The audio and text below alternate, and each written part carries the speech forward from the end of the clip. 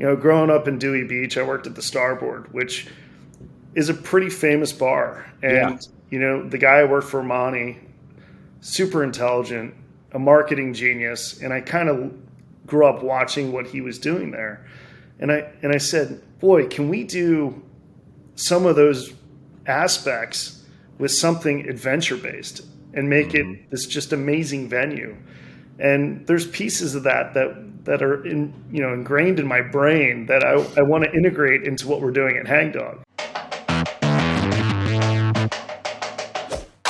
Welcome to YMI Talking, a podcast where the guests are so good, you'll wonder why the host is even talking.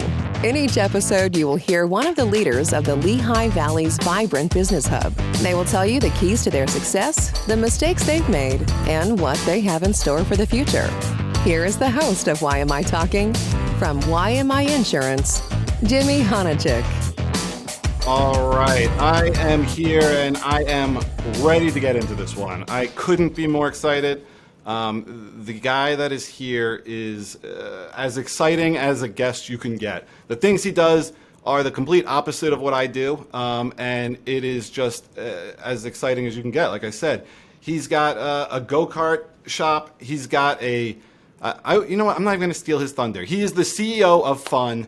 And I am super excited to have him here. Mike McCreary, thank you for coming on. Looking forward to diving into this. Yeah, appreciate you having me.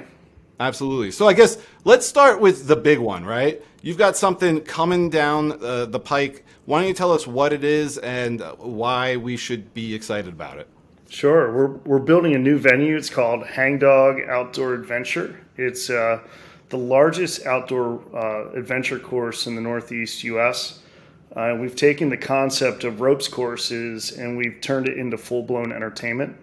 The course is partnered with a shipping container park that hosts food and beverage. It's got a big beer garden with 200 seats. And the course itself can hold, just about 100 people up there in the sky. We've got a sound system, lighting system, chaser lights down the zip line. It's going to be a good time. That sounds amazing. I mean, I like beer gardens. I like adventure. So walk me through, how high does it get? Like, what are we talking about in terms of the actual adventure part? Sure. So the climbing goes just over 50 feet. Wow. The top of the structure, I believe, 65 feet. We have a giant swing on a pendulum that's 40 feet off the ground.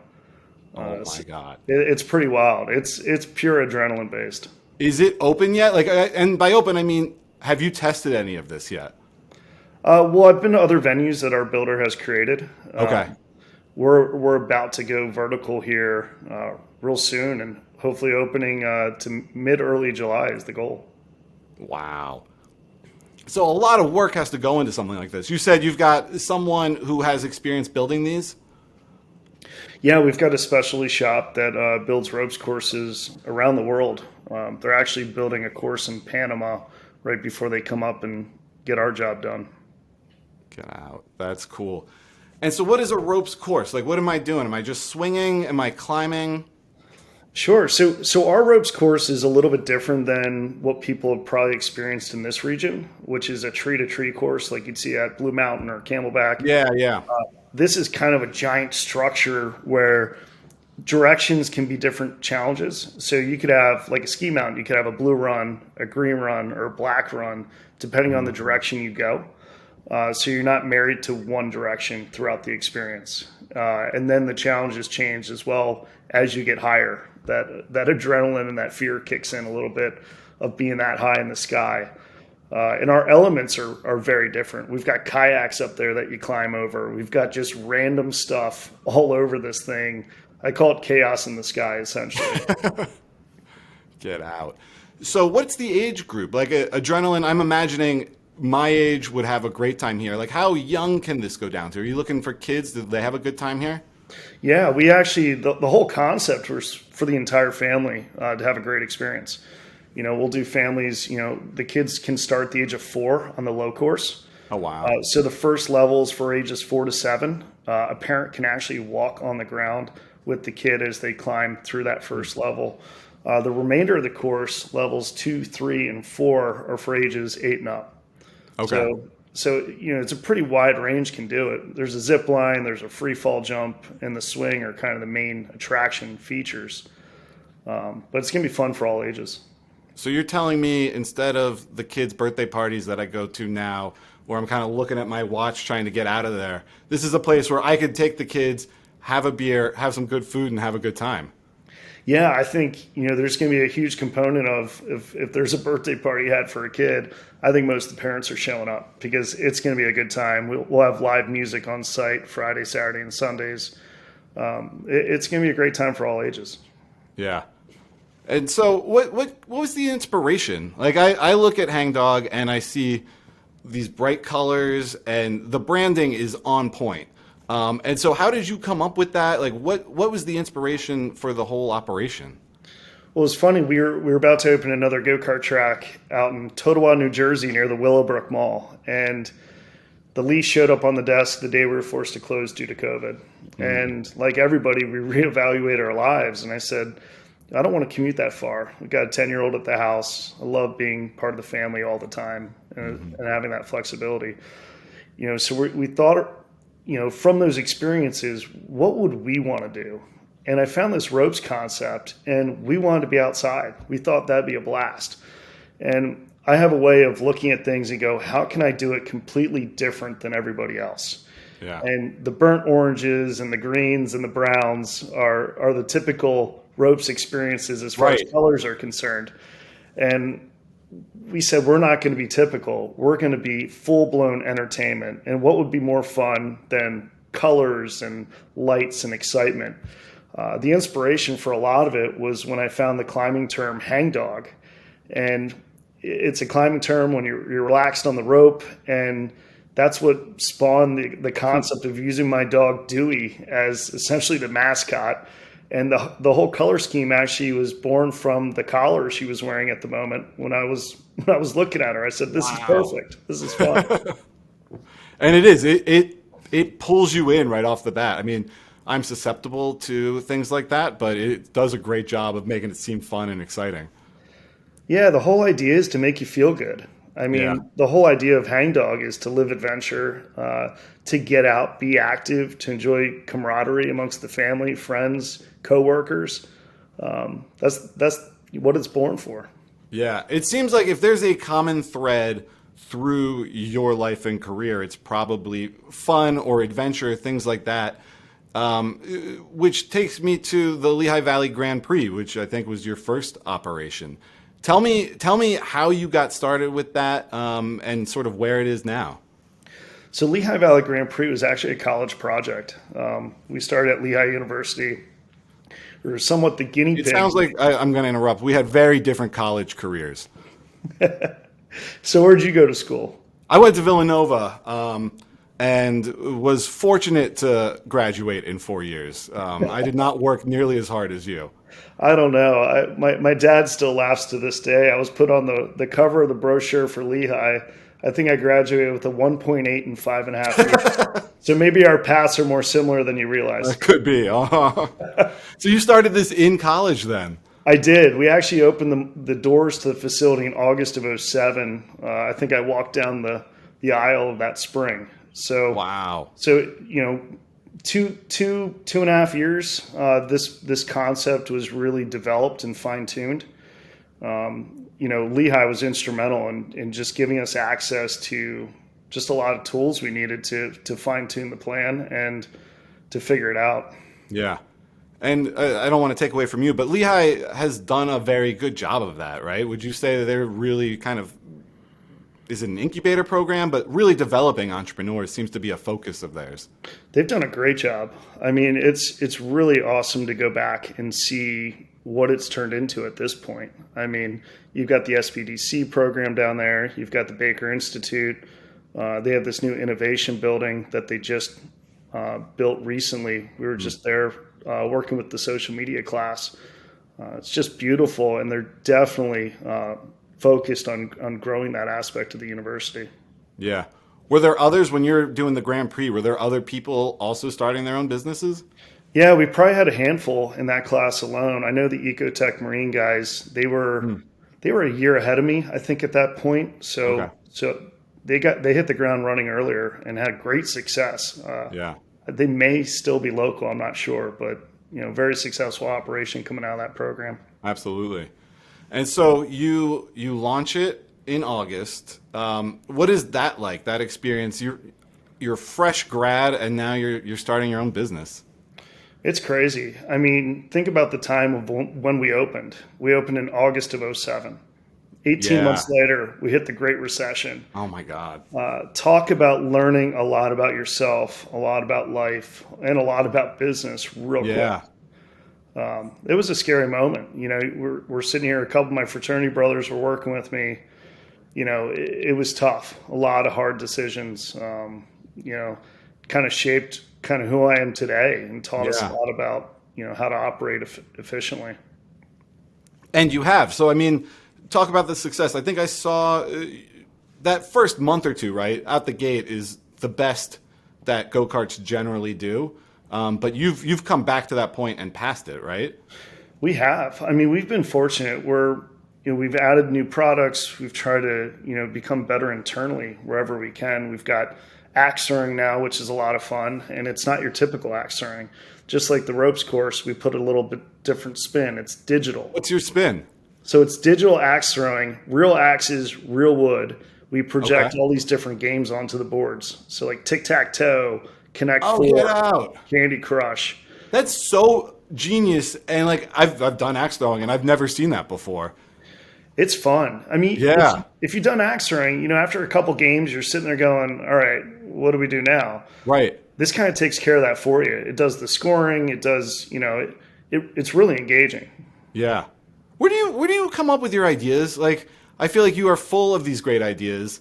Do they just come to you naturally? Like, how do you do this, Mike? Give us the secret, please.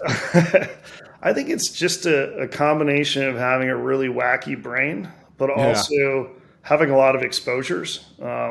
We go to different trade shows. We kind of watch the industry as a whole and see what's going on. I think it's really important to kind of be a sponge, but also don't look at how people are doing it. Look about how you can reintroduce products in different ways. And I guess that is what you're doing, right? HangDog is a ropes course, but you've kind of put your own twist on it. The axe throwing, that's interesting.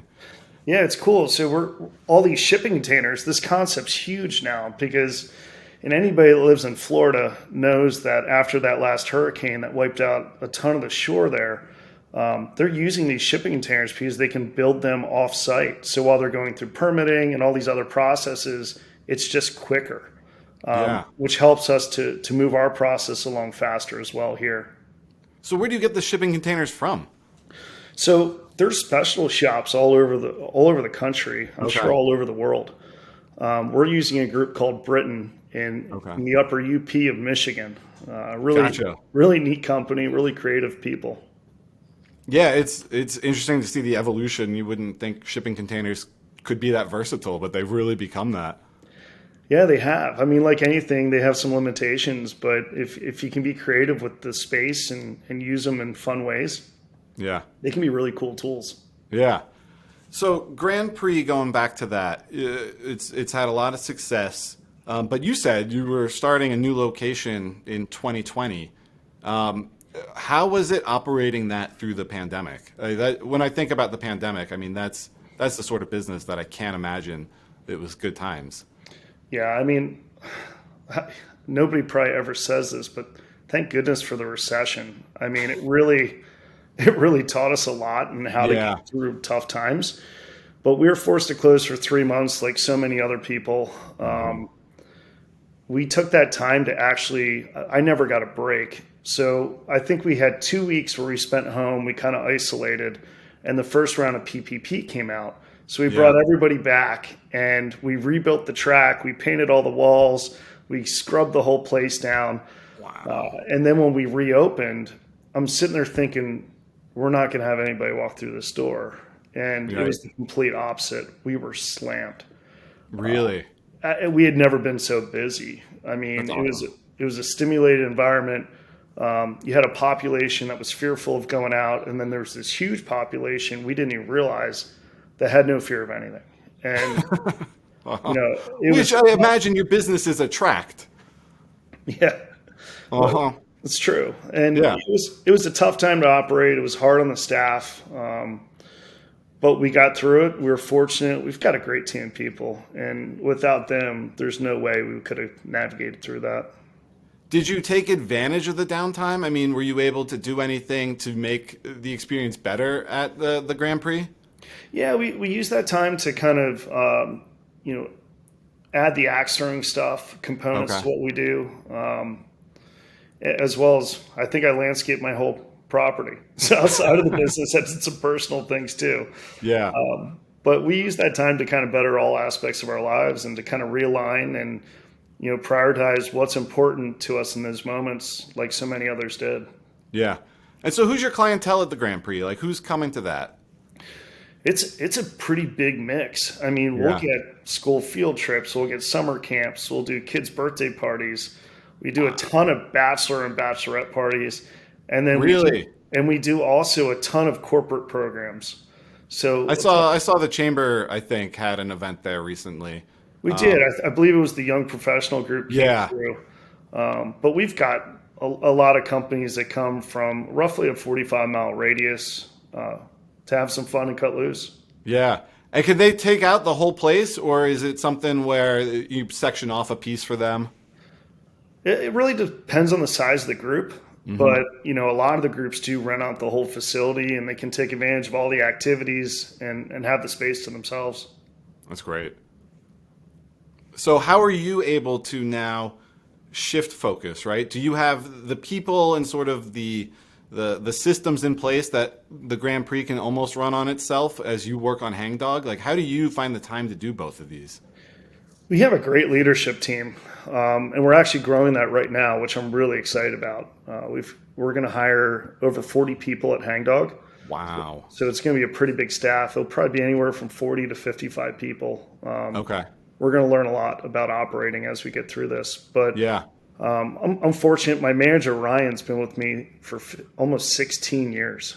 So he started as a flagger, and he's worked all the way up to the point where he owns the brewery at HangDog with with my fiance, Carlene.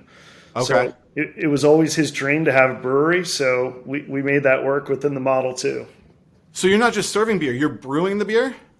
Yeah, so it's a brewery license. They'll be working, I believe, with a lot of local breweries to create product and have some fun with it.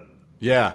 And I don't want to distract from you, but since moving to the Valley, I have come to appreciate how many great breweries there are here. Like we're very fortunate to have so many. Well, not only are there so many great ones, it's this amazing community. I've never seen an industry where people that are competitors a mile away from each other get along so well, collaborate, and it's really awesome and impressive to see. Yeah. And the beer's not bad, so that helps too. Not bad at all. Yeah. So, HangDog, give us the 30-second elevator pitch. Like, where is it, and how do we start going there once it's open? Sure. So HangDog is off the 611 exit, Easton, PA, directly next to Phantom Fireworks on Route 78. So you're going to see this giant structure right on the highway. Very accessible. Big bright colors. Big bright colors, 2 minutes off the highway. Anybody in the Valley can get there in under 30 minutes, I believe. I mean, it's really accessible. Also gives us a great reach into New York and the New Jersey markets. Yeah, and like you said, it's going to be the biggest in the Northeast. So you're expecting pull from all those places. I didn't even think about that. That's perfect. I mean, it's, a big part of that location is we do get those other markets. Yeah, that's awesome. So a couple other things I wanted to hit. As I was researching you, I saw you ran for state rep in 2020. Tell me about that experience. That's got to be, it feels so different sort of from what you've done. But I can imagine there were some parallels. So I'm really curious, like what inspired you and how was that experience? Yeah, I think, I do a lot of things from a community standpoint. And I'll tell you, politics is the absolute opposite of fun. So, You haven't done insurance before. but yes, it was a different experience. Expanded me personally in a big way. You know, we we didn't agree with everything going on at that time, and we just felt it was important to kind of be a voice.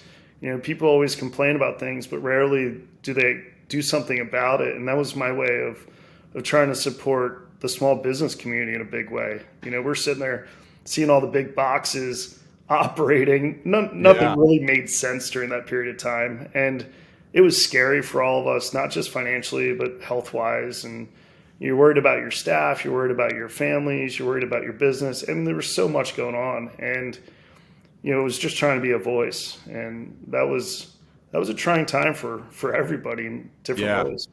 You're right, though, and I didn't appreciate it at the time.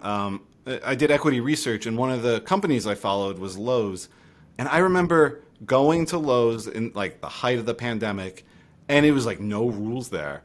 And then I got on a call with the management team, and they were like, "Look, we can't give you numbers or anything, but it's been good. It's been good." And the story for the small business owner was the complete opposite. It was so difficult to be a small business owner at that time.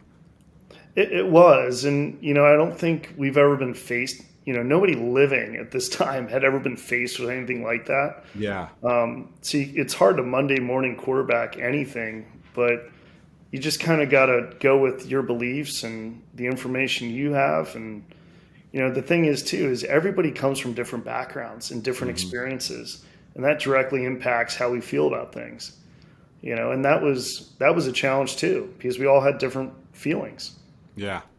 So is politics, did you get it out of your system, or could you see that coming down the road at some point again? I think we've retired from that space. We'll stick with fun. I prefer to be there. I've got a guest coming on later. She was in politics in the area, and I'll try to get her spin on all of this as well. She's retired, so there must be something about it. You don't want to do it too long. All right, so from the state rep, you went back to operating Grand Prix and doing HangDog. Like, when did the germ of HangDog come into your head that you wanted to do that? It's funny. I have this problem. I wake up at 3 a.m. and I just read, and I read all kinds of stuff. And Yeah. I came across this concept because I was digging. I'm like, I got to find something fun. Like, what can I do that aligns with adrenaline, outdoor entertainment? Growing up in Dewey Beach, I worked at the Starboard, which is a pretty famous bar. And, the guy I worked for, Monty, super intelligent, a marketing genius. And I kind of grew up watching what he was doing there. And I said, boy, can we do some of those aspects with something adventure-based and make it this just amazing venue? And there's pieces of that are ingrained in my brain that I want to integrate into what we're doing at HangDog. So we're kind of going to be doing a lot of expect the unexpected. I think a lot of people look at what we're doing there and they think ropes course, but this other component of good food and beverage and good entertainment, I don't think people fully understand where we're going with that part of it. Yeah. All right. Well, I'm super excited for it. And like you said, you do a lot in the community. I reached out to you because I think Grand Prix or maybe HangDog joined the chamber. How have you been involved in the chamber for longer than that? Like, tell me about your history with the chamber. Yeah, when we first opened the Grand Prix, I was heavily involved. I think at the time I was the youngest chamber president in PA. I was 29 years old when I was president of the Allentown Chamber Group. So yes, we've our career trajectories. Mine started a lot slower than yours started. Yeah, I kind of went for it early. Yeah. But the chamber's a great group. They do a great job of connecting the community up here. Great organization all around. I have a lot of relationships that I built through those early days. And what is it about the chamber that keeps you invested in it? What, like you said, the relationships. What about the chamber do you really enjoy? Well, I think there's the connectivity.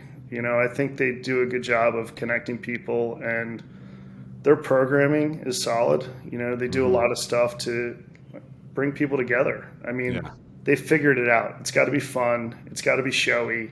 Yeah. You know, it's not just putting a bunch of people in a room. Tony does a very good job of keeping it that way. Yeah. I mean, you have to have flair. You have to have an excuse for people to come out and want to be a part of it. And they've done a good job with that.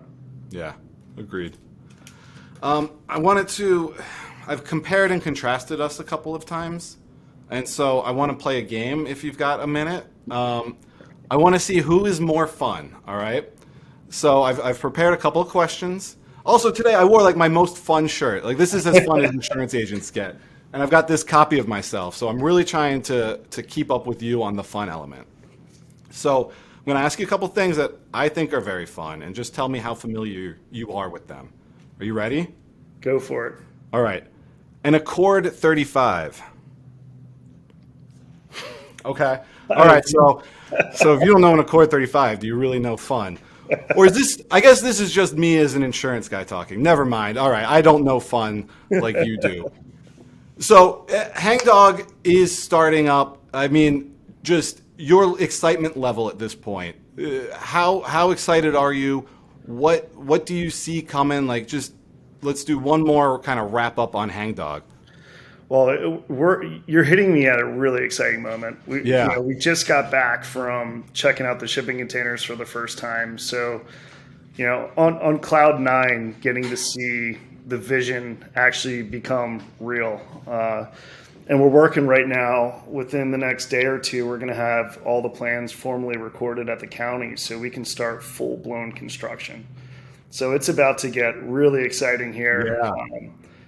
We're pumped. I mean, I can't wait. I can't wait to get this thing open. That's awesome. And how do you, it's got to be nonstop at this point, right? Like, is your time just devoted to it? Are you able to make spare time? Yeah, it's funny. My marketing guy texted me this morning because I was doing posts and emails today at like 4 a.m. He goes, you are the opposite of chill. I'm going to call you no chill. I mean, there's just not enough time in the day right now. I mean, we've got everything from 2 different software installations to construction to trying to find a staff to, you know, marketing. There's just a lot that goes into this thing. We're picking up the food trailer on Wednesday, which is really exciting. Yeah. Just a lot of components, you know. How do you approach marketing? I've heard you mention it a couple times, and I feel like it's probably central to your business strategy. Like, how do you think about marketing? I think marketing is really relating to people. You know, I think everything we do is trying to relate to people the best way possible. You know, what we've been trying to work on as an organization is to put people in that seat. Like, they got to feel the fun. You know, the posts have to be engaging. They got to feel like they're on that zip line or in that go-kart. So we've been working hard as a team to do that, but you also have the awareness factor too. You know, and for us, most of our purchasing is really starting to direct to online purchasing, reservations in advance. Yeah. You know, people don't want to wait. I don't blame them. They want guaranteed time. But marketing that's probably my strongest suit is the marketing aspect of what we do. Yeah. No, it sounds like it. So we're going to wrap it up. I feel like I could spend... I could eat up a lot of that time that you don't have because I have a million more questions for you. But one thing we want to do, Notch Modern Kitchen and Bar is one of our sponsors. And so we do a little segment for them where we kick it up a notch. And basically, if it is Friday and the park has opened, right? HangDog is behind you. Now you can just take a moment and breathe. What are you reaching for? What drink are you grabbing to celebrate all of that? What's your go-to here?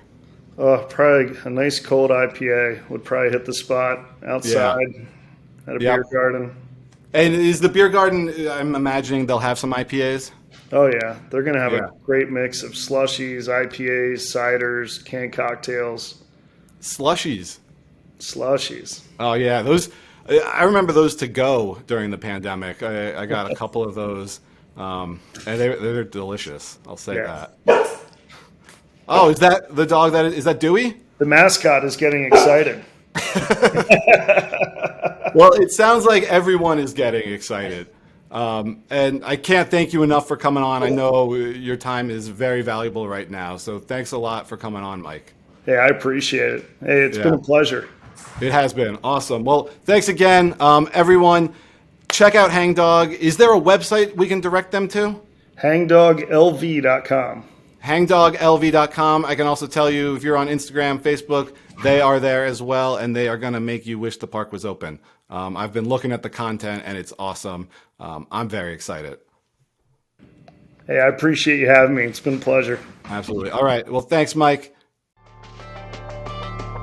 Thanks for listening to another episode of the YMI Talking Podcast. If you enjoyed this and want to hear more content from amazing personalities in the Valley, please subscribe, leave a rating, and drop us a quick review.